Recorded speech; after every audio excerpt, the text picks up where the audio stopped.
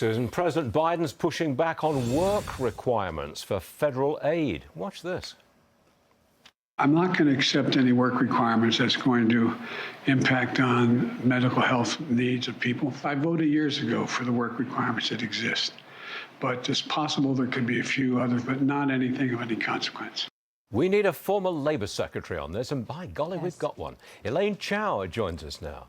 Madam Secretary, why is the president against asking able-bodied people to work just 20 hours to get welfare payments? What's wrong with that? Well, I think that's a very good question because studies after studies have shown that when social welfare programs are accompanied by a work requirement, the recipient actually gets back into the workforce sooner and then also at a better rate and a better job. So what we're seeing is that the longer a person stays out of the workforce, the harder it will be for that person to go back into the workforce. And work is good for a whole host of reasons. It's for addressing, of course, monetary benefits, but there are also psychic benefits as well. They kind of give us purpose. They get us into the office. They get us into a routine on a daily basis. They actually help people become happier.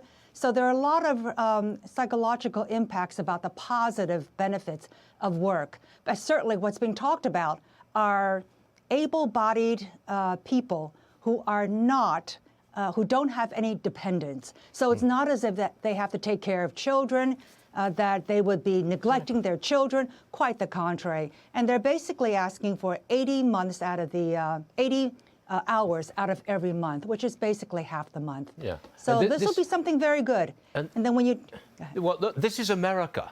We're not some neo-socialist country in Europe. This is the United States of America, and we should work for the money. Next case, the chief executive at OpenAI, Sam Altman. He's sounding the alarm about artificial intelligence taking away our jobs. Watch this briefly. Roll it. There will be an impact on jobs. We try to be very clear about that, and I think it will require partnership between the industry and government, but mostly action by government. Oh, he wants the government to step in. Madam Secretary, do you think the government should step in and regulate AI to protect jobs? Maybe at some point, but I don't think we know enough at this point.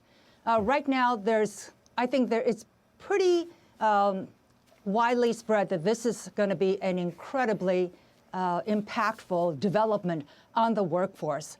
Goldman Sachs recently did a study which said that 300 million jobs could potentially be impacted, and that productivity increase can increase by about 1.6%, and GDP growth can be impacted by increase of 7%. So we're talking about major demographic shifts and impact on the workforce. And for the first time, white-collar workers are going to be impacted. It used to be that we used to tell people the way to stay relevant and be part of the workforce and grow with the workforce is if you learn to understand information technology. Well, now we have a new technology, AI, which basically impacts information workers. And that has tremendous implications for our economy. And it's not all negative. There's lots of positives here.